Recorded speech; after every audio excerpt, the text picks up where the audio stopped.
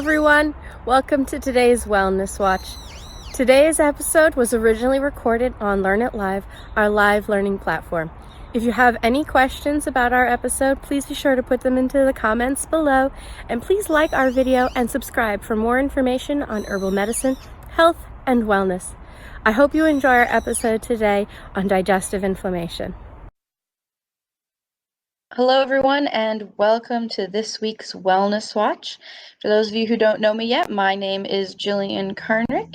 This week our topic is on digestive inflammation. I'm glad you all could join us today. Again, my name is Jillian Karnrick. I run The Dancing Herbalist. I have a Master's of Science degree in herbal medicine. I am also a nutritionist and certified personal trainer through the American College of Sports Medicine. My personal focus when it comes to herbal medicine is on joint and muscle pain, as well as skin sensitivities, injuries, and irritations. I have published the book, A Beginner's Guide to Wellness, so if you're looking for more information on starting your own wellness path back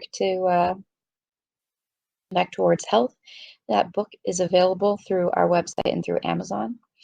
And do also offer consultation services for more personalized support. And you can contact the Dancing Herbalist through our website to talk with either myself or Annabelle. Annabelle, how are you doing today? Good morning. I'm doing well. Thank you. My name's Annabelle, and I'm always excited to join in.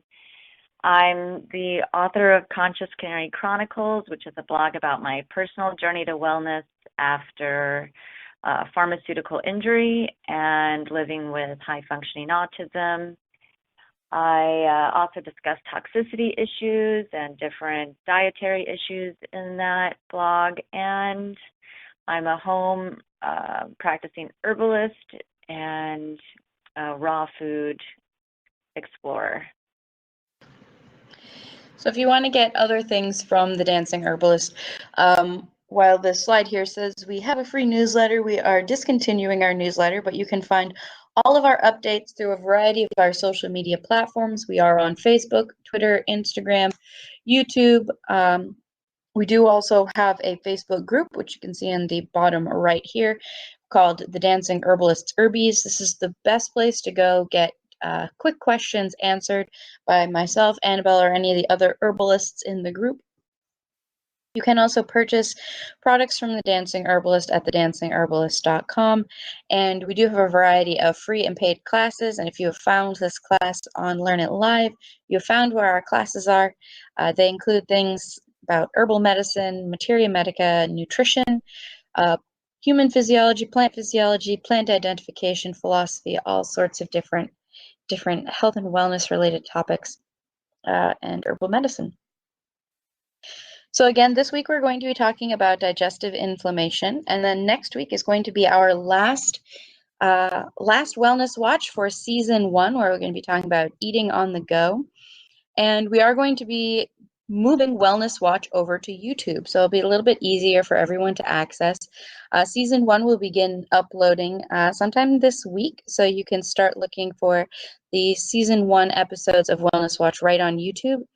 And then in July or August, we'll begin putting season 2 out on Wellness Watch, so I get some new topics. So if you have any classes and things you want to learn more about when it comes to wellness, or you have topics that you want us to debate on or talk about, please feel free to contact us and give us your thoughts and suggestions.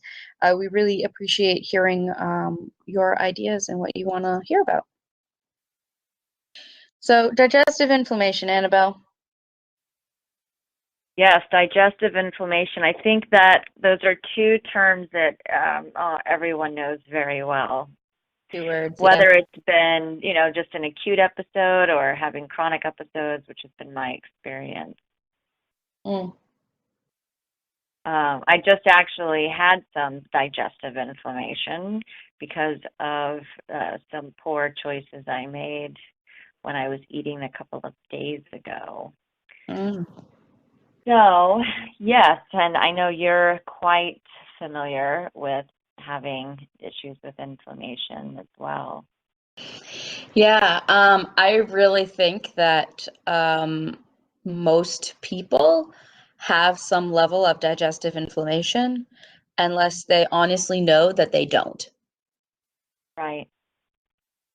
I think definitely the average person who is on the standard American diet, the SAD diet, um, has some level of digestive inflammation going on, and really, I think a lot of that is, I think, putting herbicides, pesticides, food additives, and things like that aside, because all of those definitely cause digestive inflammation. I think one of the biggest contributors is bad quality oil. Mm. Oh, yeah, I would imagine that's a major contributor. Just like anyone that's having any kind of fried food or anyone that's purchasing oil from a conventional grocery store for cooking, um, unless you're cooking with coconut oil, which doesn't degrade at high temperatures, then you are probably getting some level of digestive inflammation just from the oil you're eating or you're cooking with. Um, and I think we could talk a lot about symptoms of digestive inflammation, but really, the symptoms are so wide and varied amongst individuals that in the long run, everybody has it. It's Right. really changing it so we don't have it to get rid of the symptoms and just kind of assume that you have it. I mean, I hate it. I hate to say that, but it's true. It is true. I mean, and, especially in this culture, I mean, oil definitely is a huge contributor, Mhm. but we really are inundated with inflammation in, on, and around our bodies all the time. Of course. And so much of the foods we have create inflammation. And sometimes, not even the food, sometimes the combinations that we put our foods together in are going to create, fermentation in the gut, and that's going to create some inflammation. So I don't think there's really any way to get around it. So I think the best thing, to talk about is how to let it not get to the point where it becomes a chronic health issue. And then Mhm. whenever you do experience this, how to manage and how to get that balance where you're not literally just inflamed constantly. That's a really good point. I think definitely the average American, at least, is constantly inflamed, and they get so used to it that that's considered to be normal.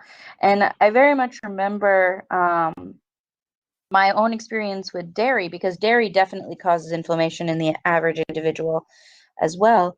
Um, my own experience with dairy was I got so used to the feeling of inflammation that I would get when I had dairy that if I did not get that feeling of inflammation, I didn't feel satiated with my food. And I felt like I Sure. hadn't eaten the right kind of food. And that is like some mental training that you really have to like go through to actually start that healing process in the first place. Because if your brain is saying that you're not getting the right food because you don't feel sick, that's not Right. good. Well, I mean, and we do sort of become desensitized to it. Hmm. And then keeping in mind, and I'm not going to give an exact number because, there's varying data, but it is known that at least half, if not more than half, of our neurotransmitters are located in our belly. And this is what sends the signals that we're full, that we're satiated. That's why fast food is something that people feel that they need more and more and more of because it has empty calories essentially. So your neurotransmitters are tricked, into thinking that you've not had enough to eat. It's Well, that's interesting in that's my not own quite how journey. neurotransmitters work, Annabelle, unfortunately.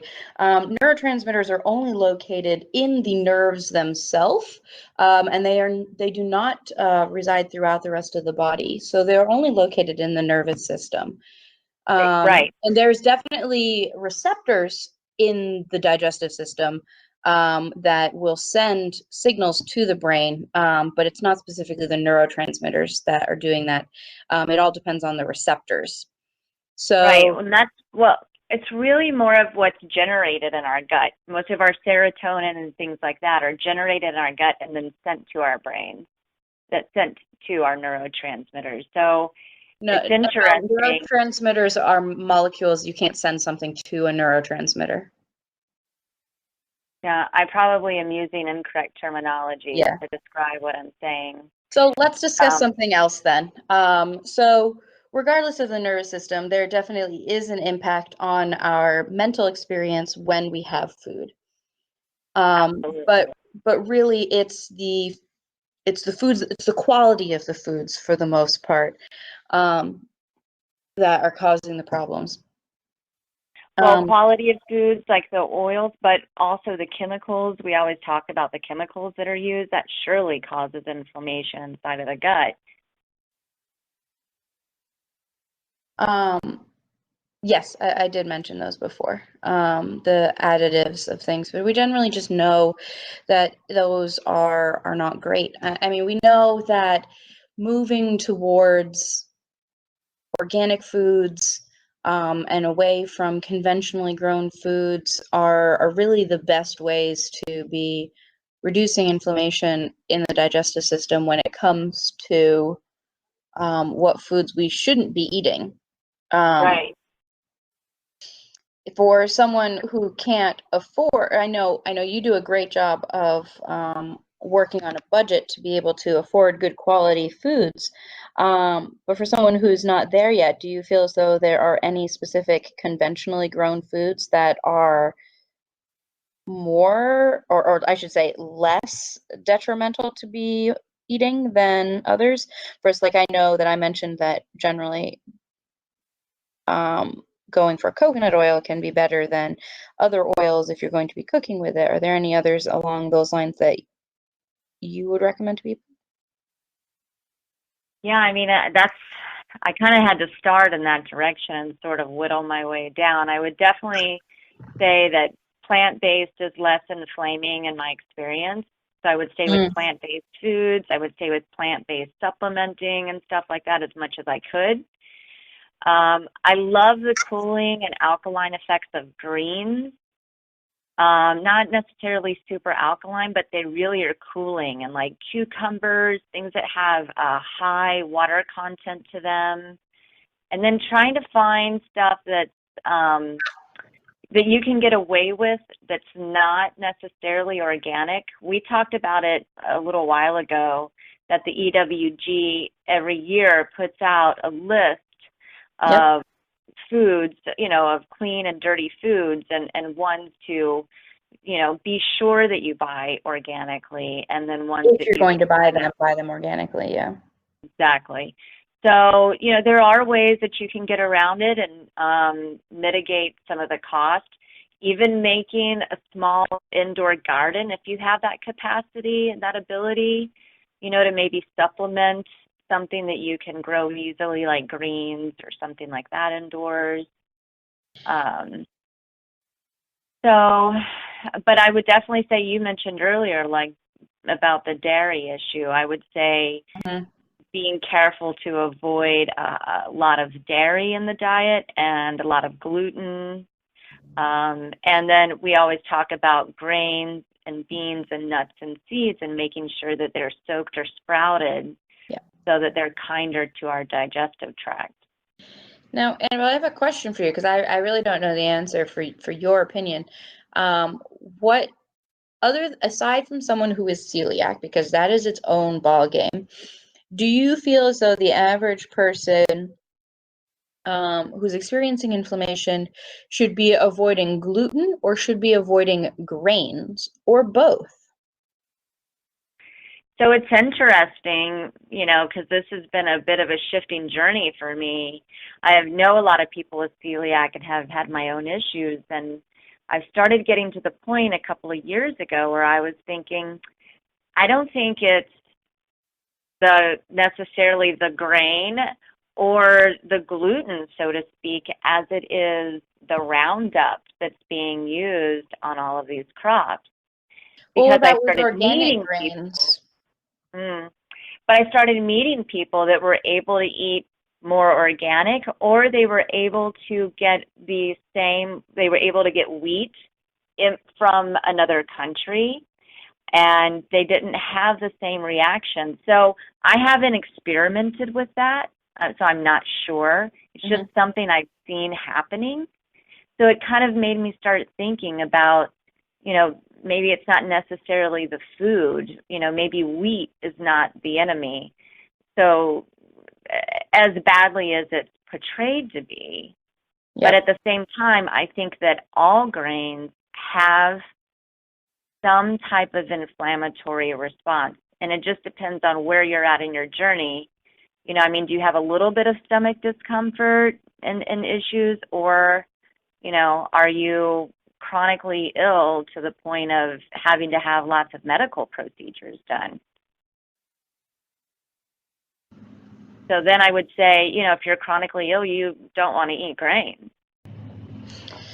I agree. I think definitely in America, a lot of our grains are damaged in one way or another, whether that be through herbicides or pesticides, or through their processing before we eat them, or through the additives that are added to them.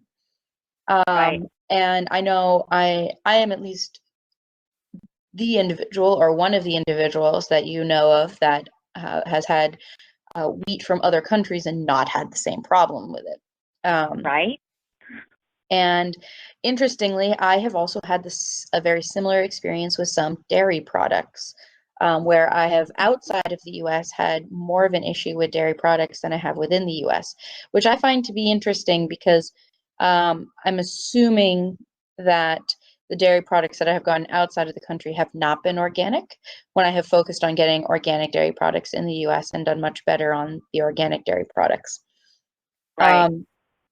Versus the grains is the same regardless.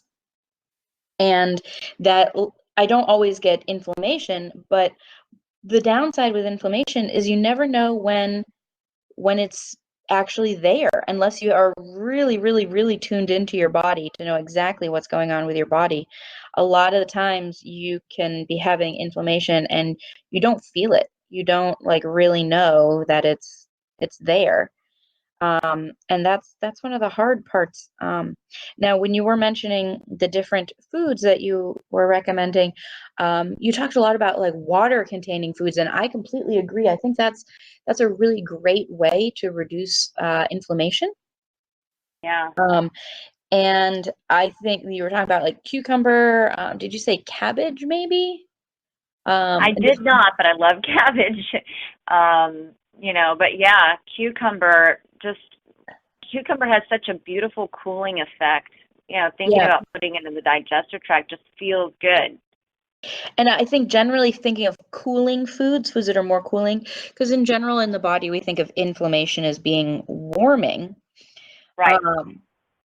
So cooling foods, I think so. And generally the idea of just getting more hydrated, because when you're more hydrated, it sounds funny, but your blood works better.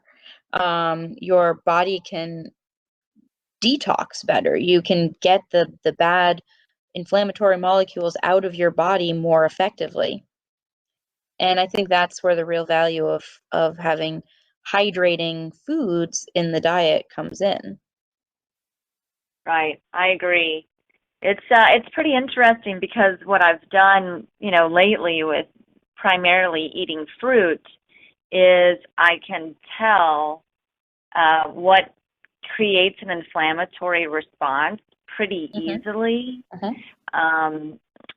But it's taken me a long time to be able to sort of get through the clutter and really get connected with that response inside of my body. And it's hard to learn. What is it? It's very hard to learn that feeling. It really is.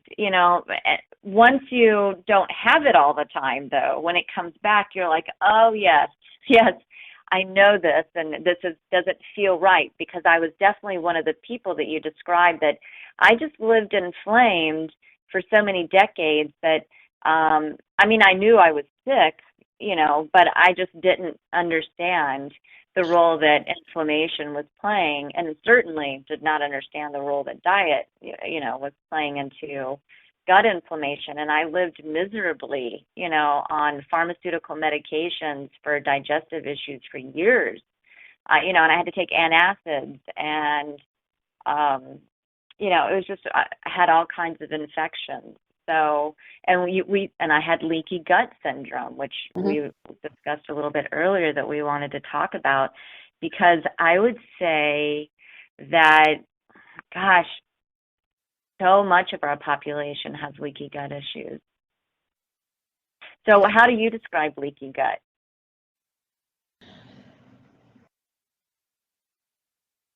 So before I get to that, I was just going to mention that I definitely also was the same way, that I just had no clue how inflamed my body was. Right. And while it showed up very differently for both you and I look back now and I think all of my chronic pain from high school that I thought was from all the dancing I was doing, I really think it was just my body's being completely inflamed and not knowing how to deal with it. So yeah, I think it shows up for us, and we all think there's like so many other symptoms and there's so many other things going wrong, when really a lot of it is just because of our digestive system. We could feel Right. so much better and not have to take so many pills and things. But I definitely agree. And it wasn't until I was in graduate school and started to study herbal medicine that I started to learn about leaky gut syndrome, and assumed that was the first thing I assumed, that it was going on for myself, because back then I had a lot of skin rashes. And it turns out now that I was going through topical steroid withdrawal, Right. which what actually started the skin issue is unclear. It's likely it was from chlorinated pool water, just swimming, and that was probably what started it. But then I used steroids and got really sick because of the steroids. So, in trying to heal my skin, the biggest thing that showed up was that there was a lot of inflammation in my body, and it was showing up visually in my skin, but it was through my whole body, really. And Right. Absolutely. a problem is bad when it starts to finally show up in your skin, because That's you're when you like, know that your kidneys, that you're not getting rid of stuff and you're getting backed up. yep, that like everything that's going bad inside can't deal with it anymore inside, and now it's showing up outside. That's really basically what happens when something's going on with your skin. Right. And so leaky gut syndrome generally is when something has caused irritation anywhere in your body and you get a little bit of inflammation. And it can really start with anything. I know I talk about the fact that inflammation can start from injury, it can start from sickness, it can also start from stress, because the whole stress cascade that leads to inflammation as well. So there's a mental component to inflammation. So any of these things can start any level of inflammation in the body. And as soon as there is inflammation in the digestive system, the space between the cells of the digestive system gets larger. So molecules that are normally too large to absorb into the body through the digestive system can then be absorbed into the body. So normally our digestive system protects us from these molecules and we don't have them. But as soon as there's inflammation, those molecules can get into our body. And then our body starts to attack those molecules, which just leads to more inflammation. And it just becomes a Right. perpetual cycle of more and more inflammation. And generally, what's considered to be the baseline of how you solve this is you basically go onto an extremely simple diet. You get rid of all chemicals and pesticides in your environment. You completely de-stress yourself, however we can do that in our society. And you basically have to get rid of all causes of inflammation for an extended amount of time so that your body can thoroughly heal back to its original state. This is very Right. tough to do. Yeah, it really is hard to do. That's very Okay. much my current experience. Um, and I've been, you know, working on that for 2 years. So you can get to the point where it will take you a very long time to get yourself well if you don't pay attention to your body's need to detoxify itself. Yep. So, uh-oh, I don't know what that means. It just said -1. So I'm just Well, going to hang out you're here. fine on my side, Annabelle. I can hear you just fine. Oh, it just said -1. Okay, I didn't know what was going on. You're fine. Uh, So, we always have technical difficulties on this program. But but it's really interesting to me how, you know, it really comes down to that simple notion of basic chemistry inside of the body, yeah. and acid and alkaline. And when we have too much acid, you know, producing inside of our body, we're gonna have issues. And that's what I think really creates a lot of the issues with leaky gut, is just that for years and years, the lining of our gut is just getting assaulted with these chemicals that are not able to make it out of our system because we're not allowing our body to detoxify. And I think it's wise, you know, if I could go back and do it over again, I would at least every year give my body an opportunity to detoxify. What about you? Um, I really think it's something that has to be done continuously. I agree. I agree, but I mean, you know, it's not something that's in the main focus for people. As, you know, we both know. I mean, by spending a lot of time not really being fully connected to what was going on with our body. So, I really think but it talking, needs to be a focus of people. And I know that you have a different, let's say, threshold than the average person.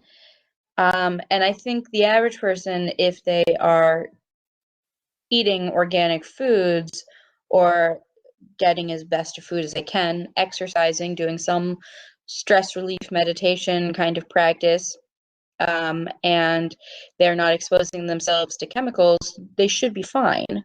Um, unless if they already have a significant buildup, then they may need to go to more of an extreme to heal themselves, such as removing all animal products from their diet, possibly doing similar to what you're doing and being vegan, to detoxify the body and just encourage the body to have lots more liver support, kidney support, more exercise to detoxify the body through the skin, right? and to clean the muscles through use and to strengthen the body. Um, and after a time of doing that, generally you can go back to a relaxed version of that, but still avoiding chemical exposure, eating organic foods, exercising regularly. Excuse me. Exercising regularly, doing stress relief practices, because unless you're doing all of those things, the problem's really just going to come back. And I Right. really think you need to create a lifestyle of not stimulating inflammation in the body. Yeah, I mean, Because there is a lifestyle to wellness, you know, and wellness is it a comes lifestyle. hand in hand. Right. It's, you know, or there's this great saying that I love that says, you know, if you don't pay attention to your wellness habits now, your body's going to pay attention for you by being ill later on. So it really, I think, can build slowly and then just kind of suddenly be a massive issue for people. That's what I noticed, you know, and that's what I experienced myself, is that it just kind of kept getting a little bit worse until it was just completely out of control.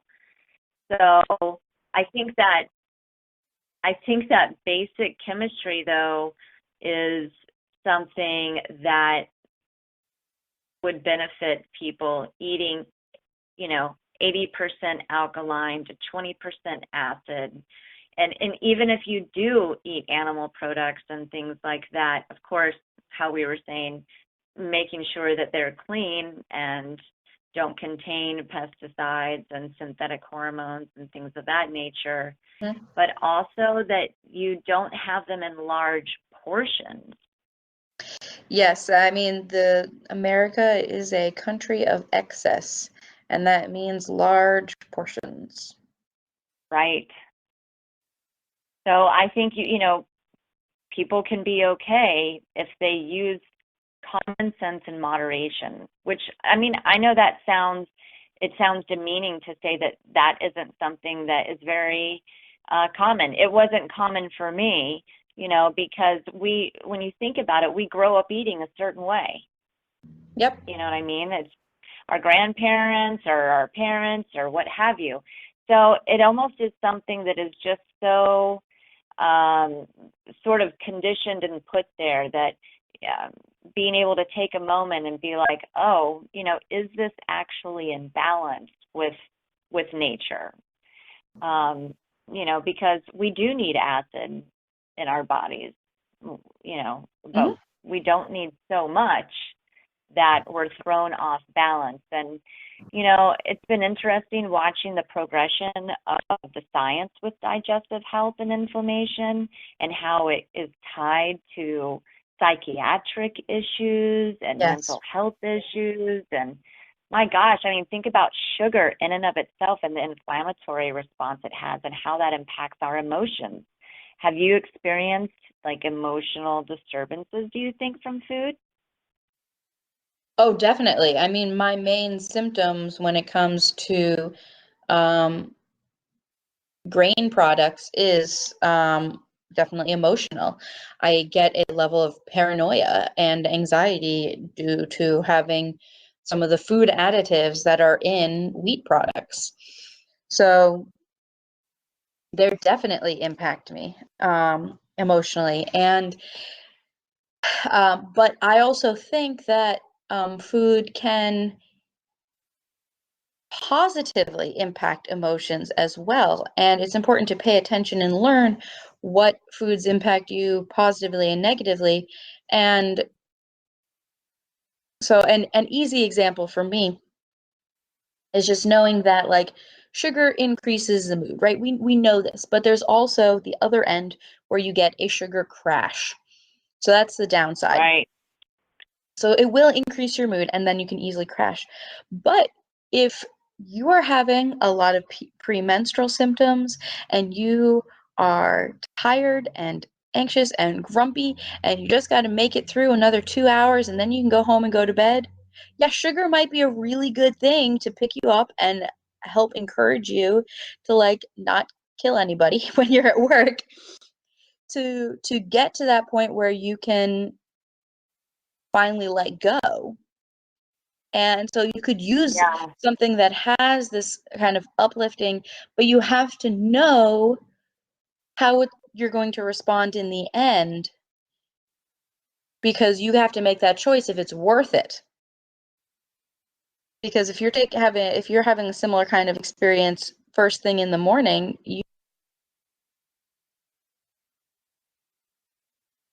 Where'd you go?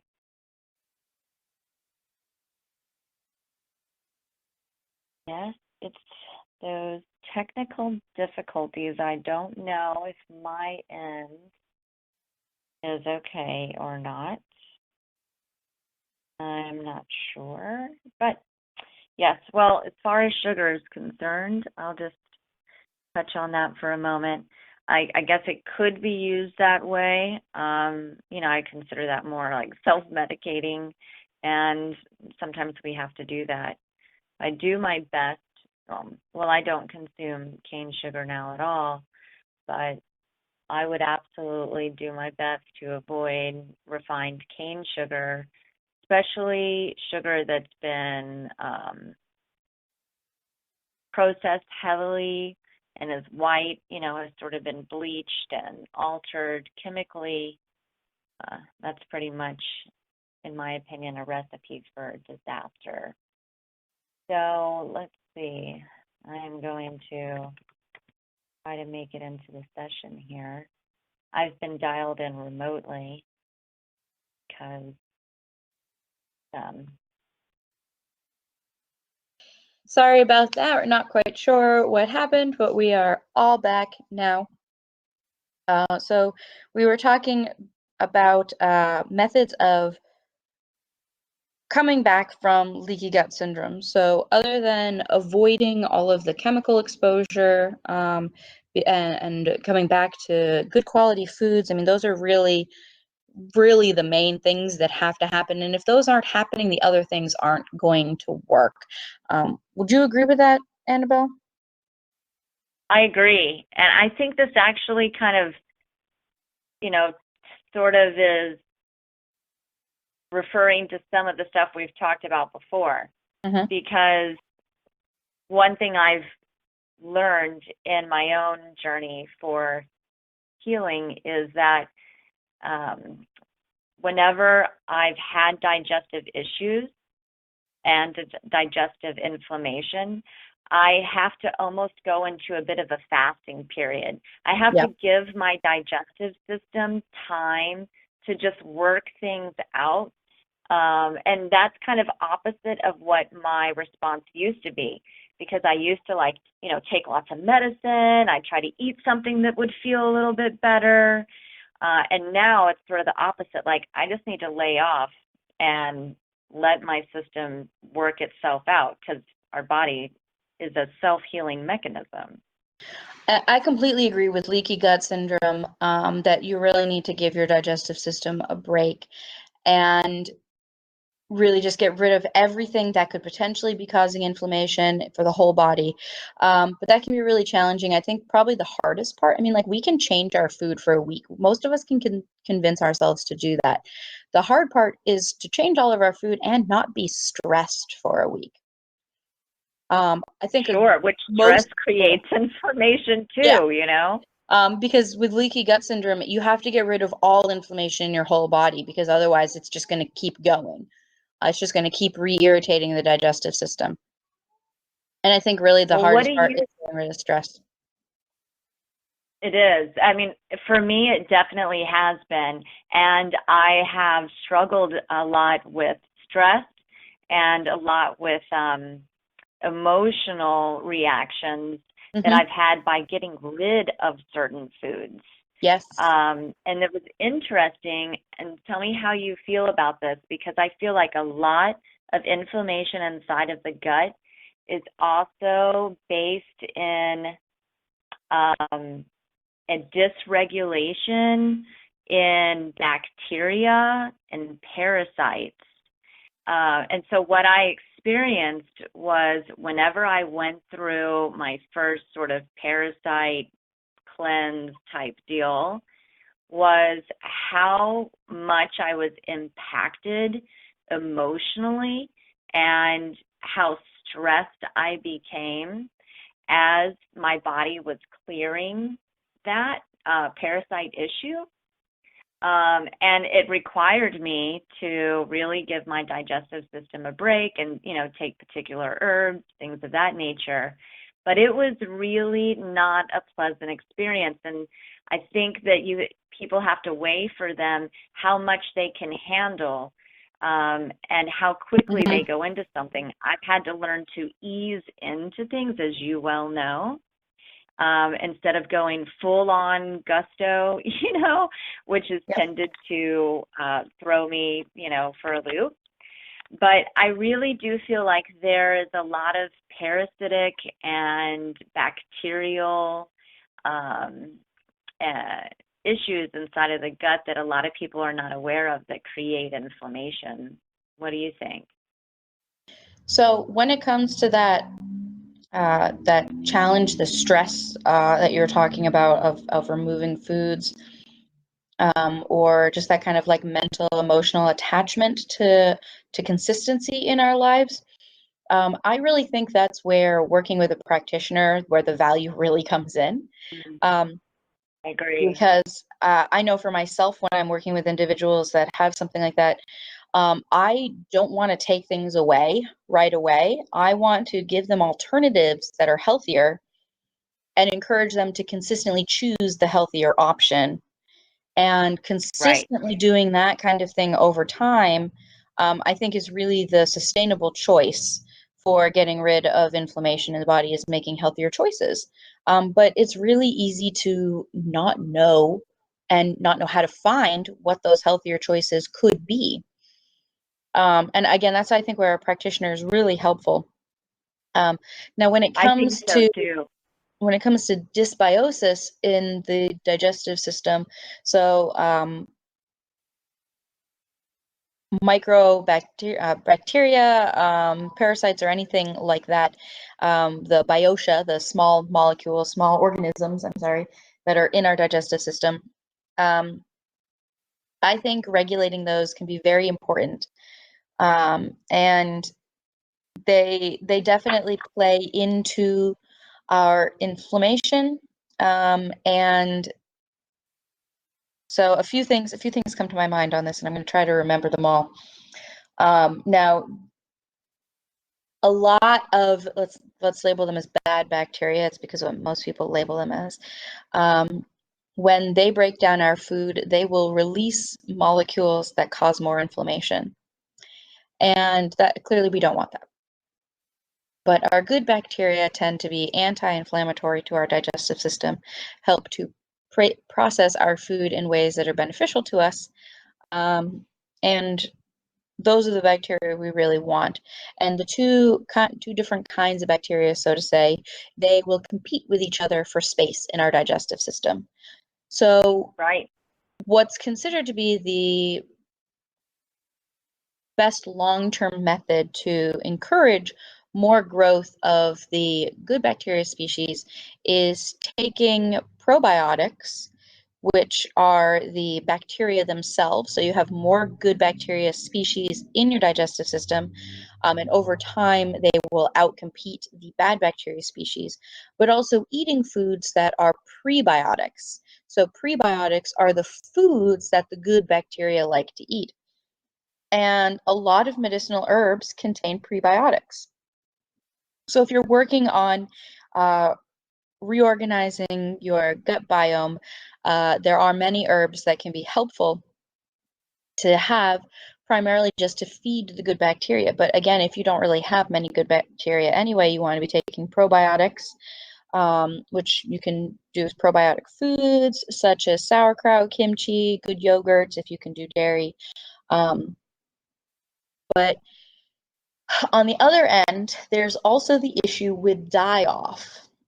And this, I'm assuming this is similar to what you experienced, Annabelle, without having like known exactly where you were before and what you were doing for your process. Um, and this happens with bad bacteria species. I mean, it really happens with any bacteria species in the body. Um, And the similar thing would happen with parasites, but parasites are way less common than people think they are. And really, I think you assume you do not have parasites unless you have been tested to, and that you do have parasites. It's just assume you don't. But die-off definitely happens with bacteria as well as parasites. And as these things die, they release toxins into our bodies. And those toxins Right. themselves can cause more inflammation, more damage to our bodies. So the actual getting rid of the bad things can cause us more damage. And that does definitely happen.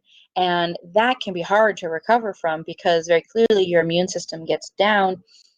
It leads ways for more bad bacteria to recolonize your digestive system.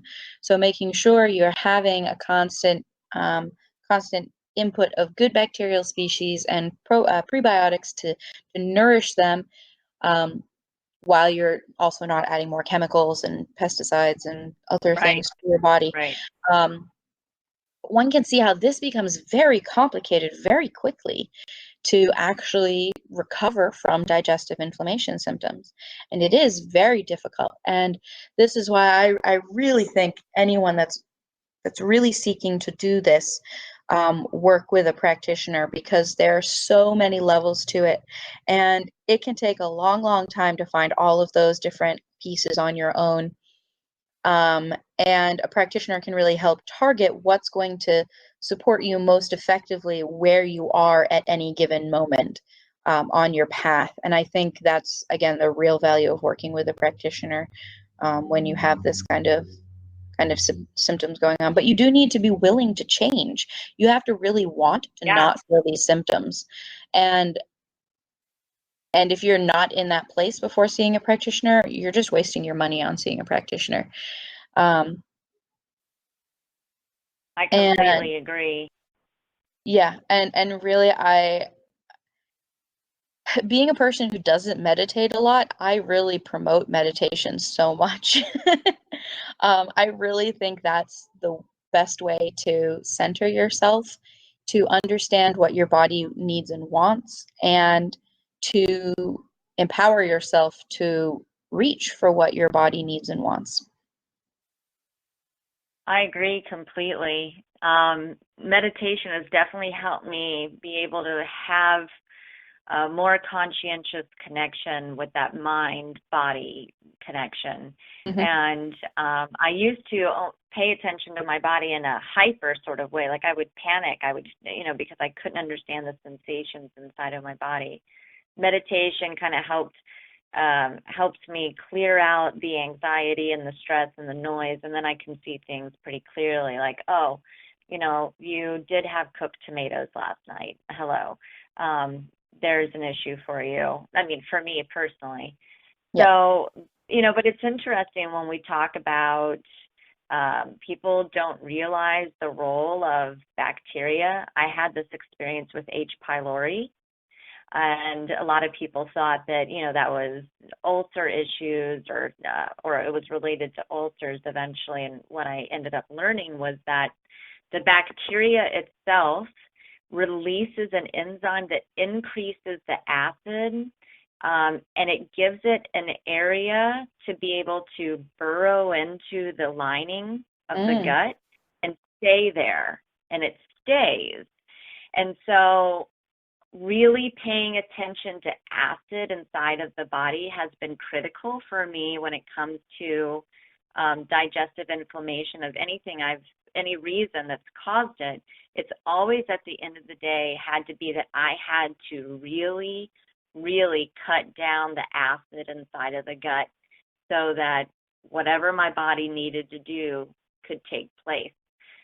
Because I, as you know, tried all kinds of different diets and techniques and what have you. And until I started really addressing acid inside of the body, I continued to stay on like a hamster wheel. And I had, I consulted with practitioners, and I had to get to the point where I was ready and willing to make any of the changes necessary. I had to get to a point where nothing tasted better than feeling good. I really like that phrase. You should write that down. I'll have to do it right now or it'll never stay. Yeah. So one thing that I'm curious about from what you just spoke on, so about every week or so, all of our digestive lining is flushed through the body, flushed out, assuming we're having healthy, regular bowel movements, of course. Right. But our digestive lining is constantly being gotten rid of. So I'd be really curious if you again come across that research on H. pylori and it's using its own acid production to burrow into the digestive lining, where along the digestive system it's particularly burrowing, and also how deep it's actually burrowing, because that could play into how easy or difficult it is to actually detoxify it from the body, to like get it out of the body. Because I'd be very curious to see that. It's very interesting. It's something I've been exploring because it would make sense in the way that a lot of people have tried various different methods and had short-term relief or what have you, but continue to have chronic issues that just won't seem to go away. And that chronic issue, again, is the continual supplementation of probiotics and eating prebiotics. Because if you continue to eat prebiotics, then you're going to keep your good bacteria nice and healthy, and they're going to take up all the space and won't allow some of those less desired bacteria to really get a foothold. But I mean, Right. as soon as you get sick or as soon as you take antibiotics or something, they're going to get right back in there. So there's so many levels to this, and you got to start somewhere, but you got to You go on do. all the And, levels. it can be so overwhelming, as you know. And that's why, I think any good practitioner that works with someone is going to have a pace that someone can handle. Where for me, I had to get rid of one bad thing and add one good thing, sort of at a time. Yep. I had to just, like almost like getting undressed, and taking off different layers. Yep. Anytime I tried to rush this process, it just did not work out well. So I think making, some small changes and feeling empowered that you can deal with this and you can make the changes necessary, and don't, get too wrapped up in the anxiety. I see a lot of people in communities that have chronic health issues, and they're in a panic about what they can eat. And I understand that, because when almost everything you eat is making you sick to nearly the point of death, it is traumatizing to eat food. Yep. But that trauma just adds to the difficulty. And that's why I'm glad you touched on the meditation, because that's where you can do some things on your own to kind of help get you through this process and keep you grounded and keep you out of, getting into that cycle of stress. Yeah, and I think even if you are not changing your diet, if you are not adding in probiotics, prebiotics, if you're not exercising, if you're doing none of those things, I think meditation to reduce your stress is one of the best things you can do for yourself. It And really is. because it's still going to help reduce your inflammation. It's going to give you peace of mind. It's going to help you feel better about yourself and the people around you. Even if you don't have control over the other things in your life, everyone has control to meditate. Absolutely. And And people breathe, still don't like it. just some deep breathing and meditating. Yes. It's amazing. It can really get us through a lot of these really difficult life issues. And gut inflammation is a miserable experience. It is. Physically, mentally, emotionally, it's just a wretched experience. And it saddens me that so much of our population lives in that chronic state of inflammation and doesn't even doesn't realize it. And when we see all of these,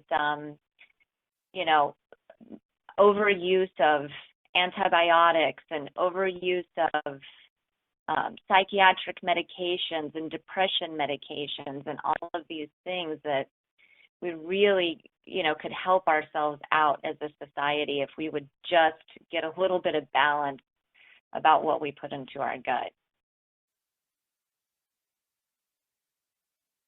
So we're now coming to our end of our talk today, Annabelle. I think it's become very clear that I think the easiest and the most accessible method of starting to reduce digestive inflammation is meditation. Do you particularly have any, this is where I think you should start to support digestive inflammation things? I think you should. I love the meditation. I'm on board with that fully. I think that the mantra of what is at the end of your fork should be something that's repeated to yourself with all the food you eat, and start really paying attention to what food you're eating and where does it come from and how is it grown. Yeah. And I think So, it's really hard for people to accept that they can change foods that they're eating, but really, like you said, the first step is paying attention to what you're actually eating in the first place. right. Um, Yeah. and so on that note, Annabelle, what are you eating today? And fruit and zucchini for dinner. So You gonna try I've that already had strawberry 4 sauce? bananas. I'm gonna try. I don't have any basil, but I want Yeah. to try that soon because I was in love with. Jillian made a tomato strawberry basil sauce that was so delicious.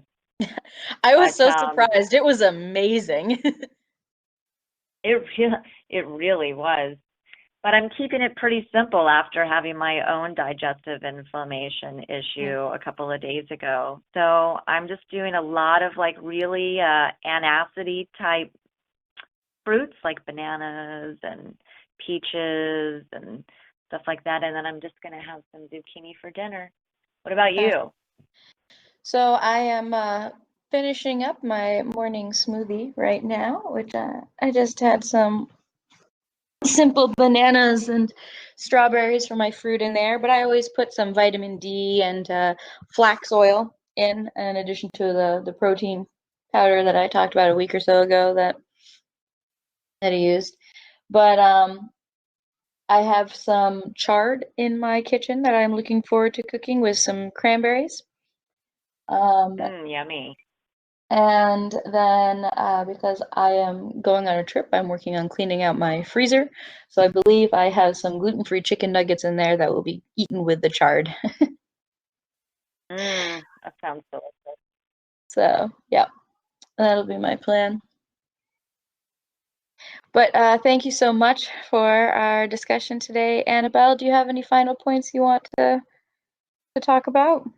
No, I just hope everyone, is well and works on getting toward wellness every day. So thanks for letting me spend some time Of with you course. guys. And next week we will be talking about eating on the go. So, it is definitely hard to eat on the go when you have digestive inflammation. That is for sure. Oh, Um, oh my th- gosh. that is definitely for sure. But like you're talking about, fruits are really the way to go, I think, when you're eating on the go. So we'll be talking about that more next week. But if you're enjoying our Wellness Watch sessions, please join us on Patreon, patreon.com/the Dancing Herbalist, so that we can continue to bring you new Wellness Watch sessions every week. Um, Starting, I believe, next week, the patrons will be getting early access to our YouTube recordings of Wellness Watch. They'll be getting them a few weeks ahead of time. So that's going to be a little bit of a bonus for our patrons. So I hope if you're interested in that, you stop over and support us on Patreon. But again, thank you everyone so much. We look forward to seeing you next week. Have a great day. Bye.